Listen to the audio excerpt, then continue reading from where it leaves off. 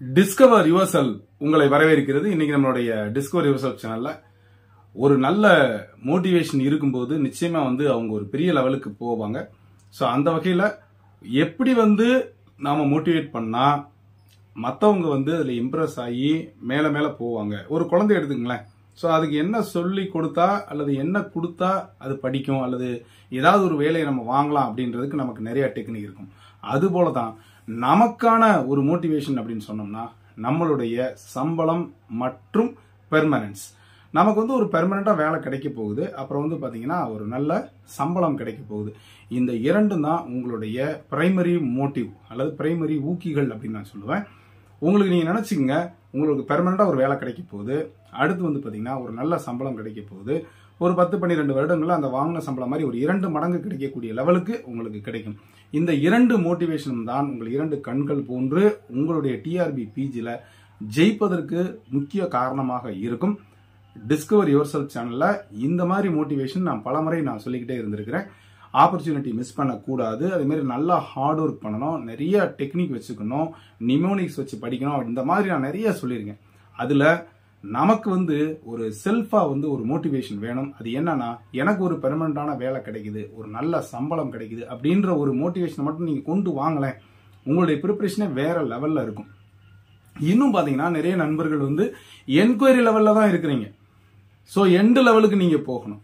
So enquiry level மட்டும் பத்தாது, end லெவலுக்கு போங்க. அந்த எண்டு லெவல் அப்படி எப்படி இருக்கணும், அது ஒரு ட்ரெண்டா இருக்கணும். ட்ரெண்டிங்க்கு வாங்க, இப்போ உள்ள சிச்சுவேஷனுக்கு வாங்க. கொஸ்டின்ஸ் டஃபா இருக்கும், கொஸ்டின்ஸ் கடினமா இருக்கும், இன்னும் சிலபஸ் டபுள் ஆயிடுச்சே, நாம அதுல உடைய ப்ரிப்பரேஷன் எப்படி இருக்கணும். இந்த மாதிரி நீங்க ரீசெண்டா என்ன மாதிரி இருக்கோ உங்களை நீங்க அப்டேட் பண்ணா மட்டும்தான் ஜெயிக்க முடியும், இல்ல ஜெயிக்க முடியாது. அது மட்டும் இல்ல, நீங்க நினைச்சிட்டு இருப்பீங்க சிலபஸ் கம்மியா இருக்குது, அப்போ கட் ஆஃப்லாம் கம்மியா இருக்கணும்.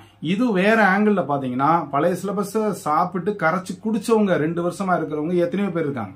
அப்புறம் இப்ப புது சிலபஸ் வந்துருச்சு, அதுக்கு பின்னாலே போய்கிட்டே இருக்காங்க.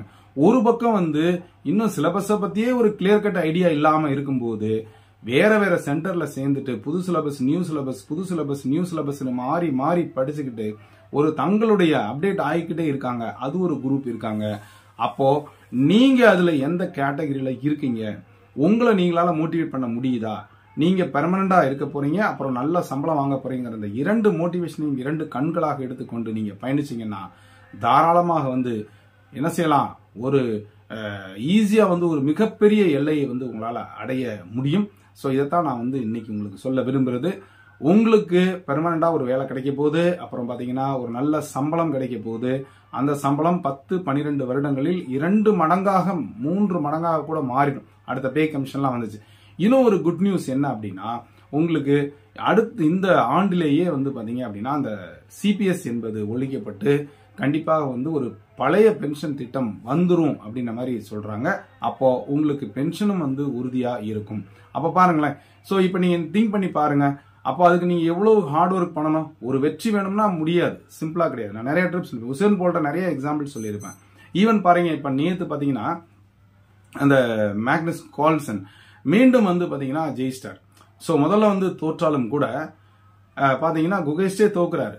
ஆனாலும் கூட பாத்தீங்க அப்படின்னா கடைசியில பாத்தீங்கன்னா ஒரு வெற்றி கனியை சுவைக்கிறார். அப்ப அது என்னன்னா, அந்த ஒர்க் ஒரு கன்சிஸ்டன்சியா இருந்துகிட்டே இருக்கு, ஒரு கண்டினியூஸா இருந்துகிட்டே இருக்கு. ஒரு ஹார்ட் ஒர்க்குங்கிறது தோல்வி வெற்றி எது வந்தாலும் அது ஒரே மனநிலையில் பார்க்கக்கூடிய நிலையில் தான் இருக்கிறது.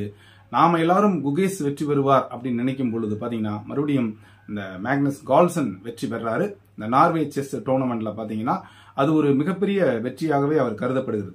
ஒரு முறை அவர் குகேஷை தோற்கடிக்கிறாரு, அடுத்த முறை குகேஷ் அவரை தோற்கடிக்கிறாரு.